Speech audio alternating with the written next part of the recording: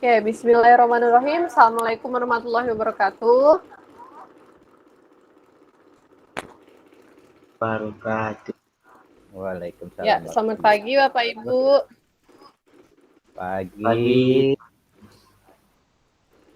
Ya, alhamdulillah pagi ini masih diberi kesempatan untuk melaksanakan kegiatan simulasi IHT Sekolah Penggerak ya Bapak Ibu.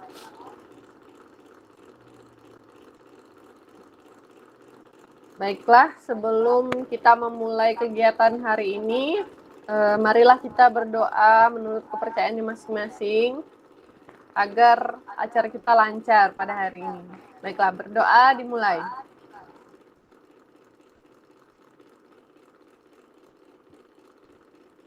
Selesai. Oke, masih semangat Bapak Ibu? Siap, semangat. Siap. Bagus sekali. Mungkin ada baiknya kita ice breaking dulu ya, agar makin semangat untuk menyambut materinya. Oke, kita mulai dengan tepuk tangan saja ya Bapak Ibu. Siap, Oke, siap. boleh diaktifkan kamera dan soundnya semua. Ya. Kita nyanyikan lagu Kalau Kau Senang Hati saja. Kalau kau senang hati tepuk tangan. Kalau kau senang hati tepuk tangan. Kalau kau senang hati, mari kita lakukan. Kalau kau senang hati, tepuk tangan. Oke, terima kasih Bapak Ibu. Sekarang kita mulai ya. Hari ini saya akan membawakan materi tentang asesmen diagnostik. Baik, bisa dilihat ke screen-nya sekarang.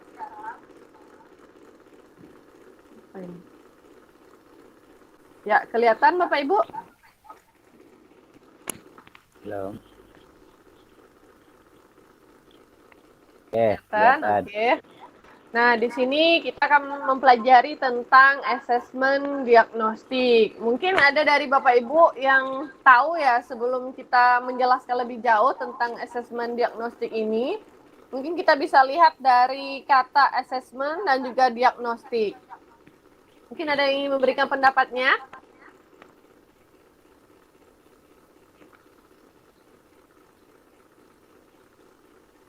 Halo Bapak Ibu? Ya. Oke. Mungkin Pak Tio, mungkin punya pemahaman tersendiri tentang asesmen diagnostik ini, Pak.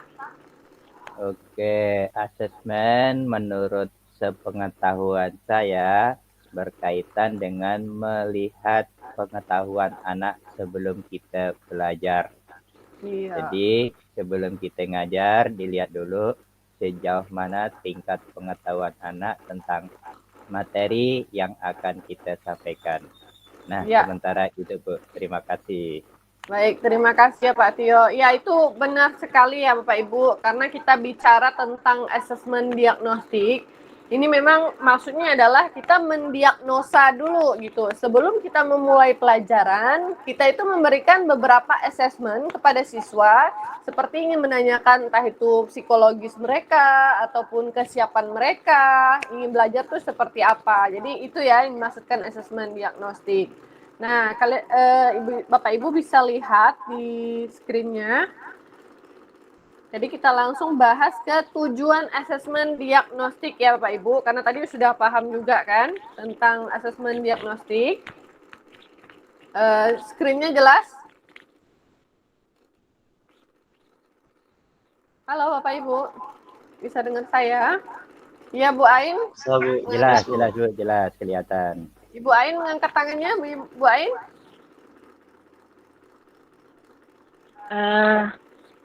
Menurut saya, asesmen diagnostik itu adalah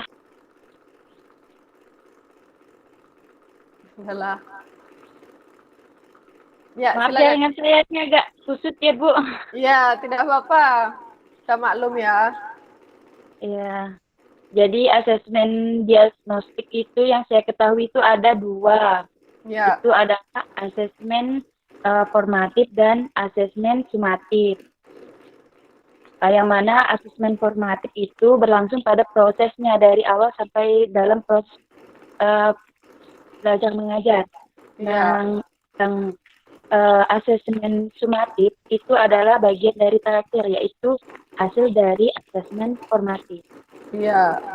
Benar sekali, Ibu. Terima Nah, kasih. terima kasih Ibu Ain. Nah, sekarang kita fokusnya ke asesmen diagnostik. Nah, khusus asesmen ini memang diberikan pada sebelum kita memulai pembelajaran ya Bapak Ibu. Di sini memang tujuannya untuk mendiagnosis kemampuan dasar siswa. Seperti mungkin kalian guru-guru ini ingin menganalisis gitu kan, bagaimana karakteristik anaknya belajar, bagaimana sih orangnya siswa kita ini begitu kan. Karena asesmen diagnostik ini sangat diperlukan ketika Anda ingin mengajar tapi orientasinya kepada siswa. Jadi kita memfokuskan kepada siswa kita dengan mengetahui karakteristik mereka dengan bantuan asesmen diagnostik ini. Baik, di sini ada 2 macam ya asesmen diagnostik, yaitu non kognitif dan juga ada yang kognitif. Di sini kalau kognitif itu mengarah kepada psikologisnya Bapak Ibu. Jadi ketika gurunya itu ingin mengetahui entah itu bagaimana gaya belajar siswa, bagaimana latar belakang pergaulannya, nah itu termasuk ke dalam yang non kognitif. Kalau misalnya yang termasuk dalam kognitif itu yang misalnya kita menanyakan dulunya kamu juara kelas nggak di SMP atau bagaimana. Nah, begitu kita menanyakan tentang hal-hal yang berkaitan dengan pembelajaran mereka dulunya, begitu. Oke, sampai sini ada yang ingin ditanyakan Bapak Ibu? Atau kita lanjut ya? Lanjut Bu, lanjut. Oke, sip. Baik, di sini ada asesmen diagnostik non kognitif. Nah, untuk tahapan pelaksanaannya ya Bapak Ibu, di sini kita menyiapkan persiapan tentu saja, kemudian ada pelaksanaan dan tindak lanjut. Nah, misalnya kegiatan yang untuk non kognitif. Nah, kita bisa bertanya nih Bapak Ibu, menyiapkan pertanyaan untuk siswa kita, misalnya apa yang kamu rasakan saat ini, Nak? Nah, seperti itu. Ataupun bagaimana perasaanmu ketika kamu belajar di rumah? Begitu. Jadi kita bertanya tuh memang bagaimana sih kondisi psikis anak ini begitu. Oke, sekarang lanjut yang asesmen non kognitif ini sudah ya.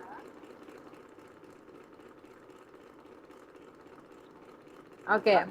Intinya kalau kita bertanya bagaimana cara melakukan asesmen diagnostik ini sendiri.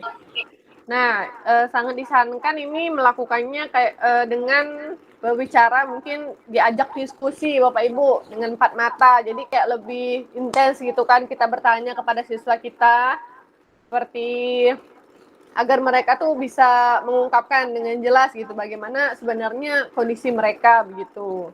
Nah, kemudian setelah kita melakukan diskusi dengan siswa tersebut, kita bisa menentukan tindak lanjutnya ini akan seperti apa. Kalau tipikal anaknya itu pembelajarannya seperti ini gitu kan, kita akan melakukan cara mengajarnya seperti ini. Nah, seperti itu. Kemudian ulangi pelaksanaan asesmen non kognitif pada awal pembelajaran. Jadi dengan membuat asesmen tersebut kita bisa melakukannya terus-menerus begitu. Oke, kalau yang ini untuk yang asesmen kognitif tidak jauh berbeda ya Bapak Ibu. Bisa dibaca dari slide-nya. Oke. Kita langsung saja lanjut.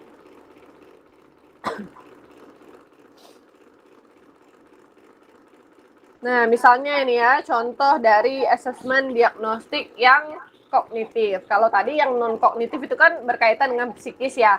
Kalau ini lebih ke berkaitan dengan kemampuan siswa pada dasarnya begitu.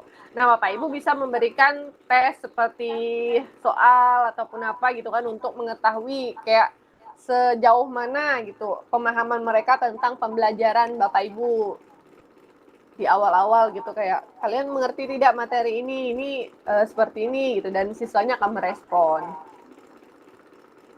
Dan setelah melihat bagaimana kondisi pemahaman siswa, Bapak Ibu pun bisa melakukan tindakan selanjutnya. Jadi intinya asesmen diagnostik ini sangat membantu kita dalam memahami kondisi peserta didik kita seperti apa. Oke, saya rasa itu ya Bapak Ibu untuk penjelasan tentang asesmen diagnostik. Mungkin ada yang ingin menyampaikan pendapatnya dari tugas yang sudah dikerjakan kemarin. Saya persilakan.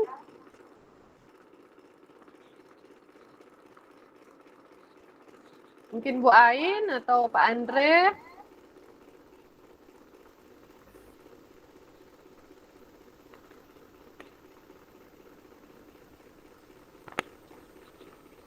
Gimana Pak Ibu? Oke Pak Tio, lagi Pak Tio. Oke, terima kasih Bu. Ya. Saya sudah mencoba melaksanakan asesmen kognitif. Nah, tetapi hasilnya belum memuaskan. Nah, gimana iya, kira-kira cara untuk meningkatkan hasil asesmen kognitif tersebut? Terima kasih Baik. Bu. Pertanyaan yang bagus sekali ya Pak. Karena yang namanya memberikan asesmen ini kan hasilnya kan kita tidak tahu ya. Barangkali nih siswa kita pemahamannya tidak seperti apa yang kita harapkan gitu kan. Seperti kita analisis mereka ini bagaimana cara belajarnya dan segala macam. Karena Bapak Ibu pasti sudah pernah melakukan asesmen diagnostik ini. Baik, sepemahaman saya ya Bapak Ibu, jadi yang bisa kita lakukan ketika hasilnya itu belum memuaskan, kita coba ulangi kembali gitu Bapak Ibu. Bagian yang memang mereka itu belum bisa ataupun belum paham. Dan kita itu melakukan sesuai dengan kebutuhan siswanya. Kalau memang siswa itu tidak memuaskan di bagian pembelajaran yang ini gitu kan, di materi yang ini, mungkin Bapak Ibu bisa kuatkan di materi tersebut. Gitu ya Pak. Ya, oke, terima kasih Bu. Terima kasih banyak Pak Tio. Pertanyaannya mungkin ada satu lagi dari Bapak Ibu yang lain.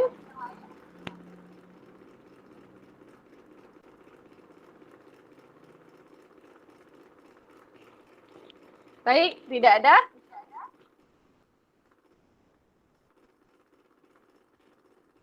Tidak ada ya Bapak Ibu. Kalau tidak ada, kita cukupkan saja. Saya harap Bapak Ibu bisa paham ya tentang asesmen diagnostik ini dan bisa menerapkannya ketika ingin memulai pembelajaran. Jadi ingat ya Bapak Ibu, asesmen diagnostik ini kita mendiagnosa siswa dengan menyiapkan beberapa pertanyaan yang terkait dengan bagaimana kebiasaan siswa tersebut begitu. Jadi intinya asesmen diagnostik ini juga penting karena sebelum memulai sesuatu kan kita mempersiapkan terlebih dahulu, oh kebutuhan siswa saya itu seperti ini. Nah, jadi kita persiapkannya lebih matang karena kita sudah membuat asesmen diagnostiknya terlebih dahulu. Kesimpulannya seperti itu. Baik Bapak Ibu, jika tidak ada yang ingin bertanya lagi, saya anggap semuanya sudah mengerti.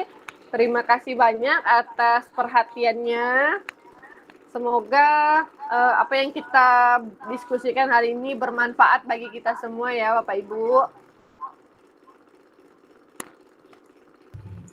Amin. Baik, Ya Rabbal sekian Alamin. dari saya. Amin. Baik, sekian dari saya. Saya akhiri. Assalamualaikum warahmatullahi wabarakatuh.